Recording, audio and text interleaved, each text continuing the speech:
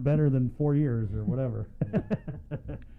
Anyway, 9:20. Hey, let's keep it on the phones here. You know, we've been talking about this great cleanup that they're going to do with the Guam Visitors Bureau. They give us a moment, clean up, and I want to bring our friends from the Guam Visitors Bureau on here to talk about this. This is a huge, and let's just, Josh, if you could, just tell us who you got on the line so we know who we're talking to. Yeah, half a day. Good morning, everyone. Good morning. Good morning. Josh, of course, from GVB. He's the spokesperson. And Josh, this is like, to me, the first big step in really, you know, getting our mind on reopening tourism is not Gus Guam. Let's go clean our area, right? So then when we do get the visitors to come in, they're looking at a spick and span island. Absolutely. You know, we're having this Give Us a Moment Island Pride Beautification event, and it's really to showcase our island pride. And what better way to do that during Pride Month? And so, you know, we have with us right now, we have Nakisha Onodera Garrido and Eileen Kitagwa, who are going to be talking about some of the details behind all the planning and all the collaborative efforts here. And so we're working with the Island Beautification Task Force from the Lieutenant Governor's Office, as well as our presenting sponsor, T Galleria by DFS, and of course our KUAM family, who are proud sponsors of this event too. So we're really excited. There's really good energy behind this, and this is going to happen on June 27th at 8 a.m. Mm-hmm. Okay, so tell us how this is all going to work, because I see the list. There's a lot of different areas that are slated for cleanup. We've got the Ipao Beach Park, Matapang, Paseo, Fort Apugan. There's a lot, and Eileen is actually very deeply embedded with this. I'll pass this on to her. Okay. Hi, Eileen. Morning. Hey, morning. So basically, GVB and IBTF kind of identify different sites. So we have about, what you don't see is we have 39 miles of major roadway that will be cleaning up, about 12 parks. The medians in Tuman will be repainted, refurbished. So yeah, we have a bunch of all the government agencies, and we have over 600 volunteers coming out, and we're getting more. Wow. So how were these sites identified? And I know we spoke with the Jigo mayor. He was like, "Oh, what about the Japanese park here in Jigo?" Go ahead.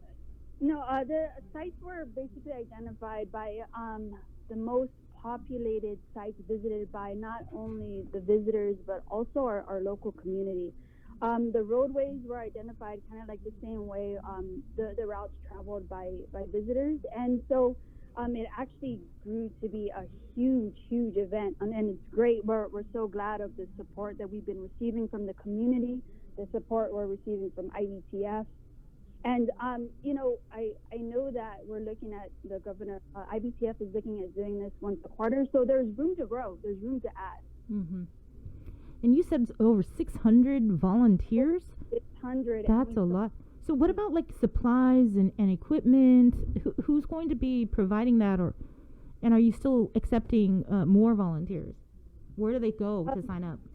Well, there's a website, and Nakisha will be able to give you that website. But as far as supplies, yes, we're accepting in-kind donations.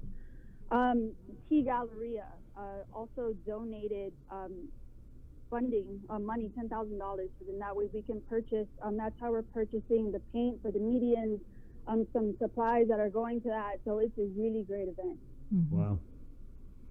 And I think what people should realize is that we're not just talking about picking up trash, and you kind of touched on it a little bit. We're talking about painting. Is this also like grass cutting, bush cutting?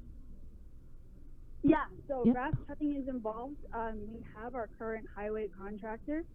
They'll be out there cutting the grass, cutting the medians, cutting the shoulders. Our volunteers will be picking up trash at the parks. They'll be water blasting, picking up trash. We have another volunteer who would be cutting down the dead coconut trees, dead stumps, removing those safety hazards. If we're able to get donations of paint, we're looking at repainting some of the pavilions at some of these identified parks. So yeah. Yeah, lots of collaborative efforts, and This is really great, and I think people listening now, and it's kind of weird because we're not having school, so a lot of these, like, I can just see in my mind a lot of these like school-based groups, like Marine Mania, for example. Maybe they're listening and they haven't been getting together, and they want to come out and figure out how to, and not just help out with the cleanup, but also to kind of represent their school or their group. So, what's the process for them maybe reaching out? Is it just show up on June 27th and grab a shovel or whatever, or is there something more formal like a phone number? Or?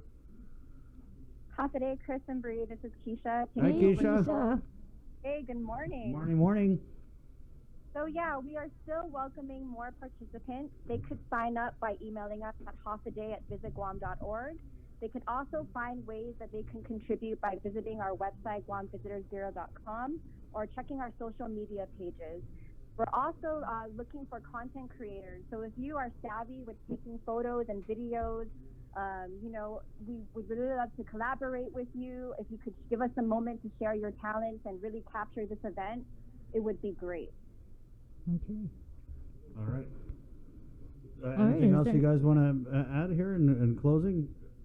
No, we would really just like to thank all of our supporters. When we announced this event, we didn't know it was going to snowball into what it is today. Right. Like I mentioned, we have over 600 volunteers and counting, and that's not including the government agencies that will be showing up to support. So you can really see that the Island Pride has ignited in the people, and we're ready to come together. We really couldn't have done this without the partnership with the Island Beautification Task Force led by the Lieutenant Governor, our sponsor T Galleria, the community, and we encourage you all to come and join us on June 27th. Reach out to us on social media and at halfaday@visitguam.org, and we look forward to seeing you all on June 27th. And I think what's also good about this is it's not just the volunteers that are going to be coming out, but also people just at home. I think somebody else made the call that, if you're not able to come down there, that, take that pride and put it at your home or somewhere in your village and help clean up, especially on this one day. What I am concerned, though, is, so what happens after? I mean, are we still going to, you said that this is quarterly?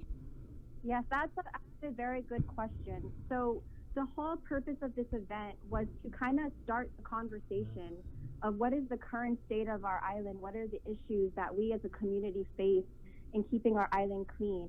And this was kind of a segue into building some long-term solutions to keeping the various parks and highway routes clean. So we will continue to partner with the Island Beautification Task Force. Like Eileen mentioned, they are planning to do quarterly cleanups. We have a lot of other organizations, such as the Guam Chamber of Commerce, that has launched their own beautification program. We also have the Department of Agriculture, who's also planning something that's coming the weekend right after our event. So it's really to keep the momentum going. Remember, as a community, that it doesn't stop on June 27th. We need to continue to come out and support these initiatives as we come. And at the same time, we need to recognize that this is our island and this is our home. We need to take ownership of our product. It's not just for our visitors, but it's for ourselves. And I think once we have the cleanup and once people see the fruits of their labor, of how a community has come together to address a community problem, I think it's a good way to start. Right. Josh, I wanted to ask Josh Prim, because we had talked about this, the parking garage. And I know that when GVB, the board, did a tour of Tumon, there's that abandoned parking garage that's terrible to look. I mean, and it's so complicated because you have the homeless people who have, they live there. They live there, and I really appreciated Governor Gutierrez coming out and saying that, hey, yeah, we got to find a place for these guys. Is this spot one of the areas? I mean, we know it's on the list, but how intensive are you going to get in cleaning up this abandoned parking garage owned by David Sue, and kind of dealing it in a way where we can just, lock it up, throw away the key, and end it once and for all?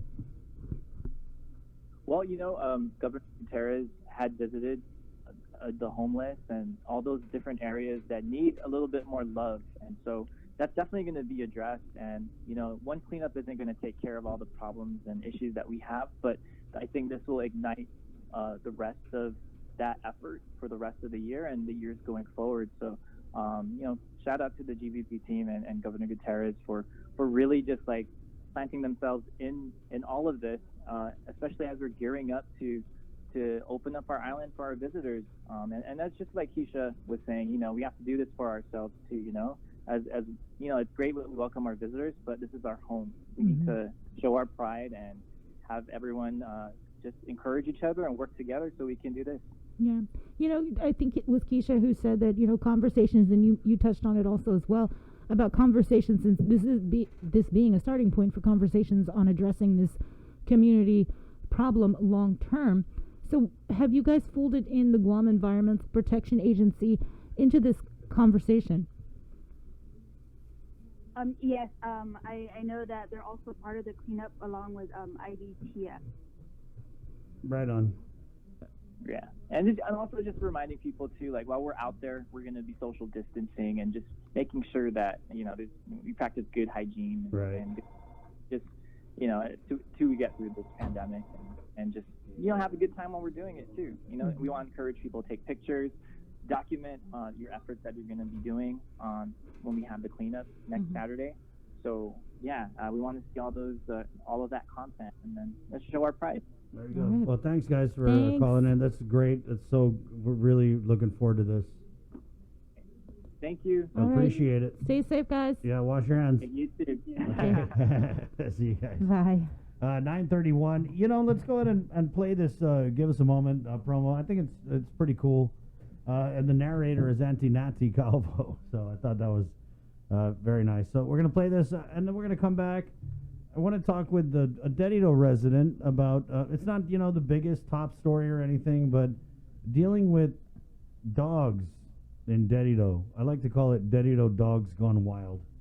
So we'll talk with Cecilia, a resident of Dedito, and she's going to share with us the story, the trouble she's having with, I mean, not just stray dogs. I mean, these are dogs actually owned by people who don't tie them up. And I wanted to bring her on because I hear this all the time, village to village, and so we'll talk with her.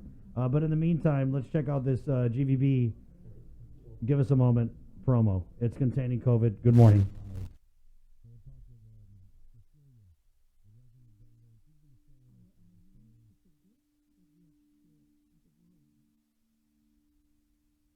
In the stillness of the day, our island is asking everyone to give us a moment.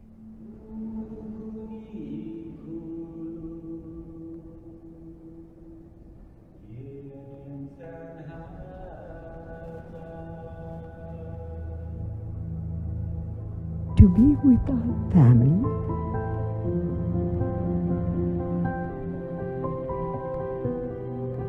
if Magonte, our children,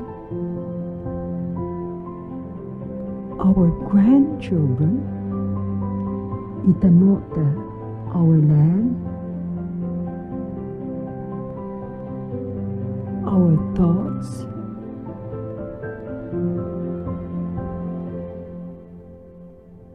to be creative.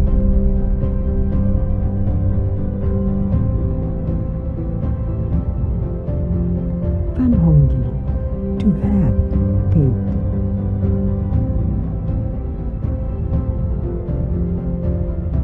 To be with the things we know and the things you've come to love. Give us a moment,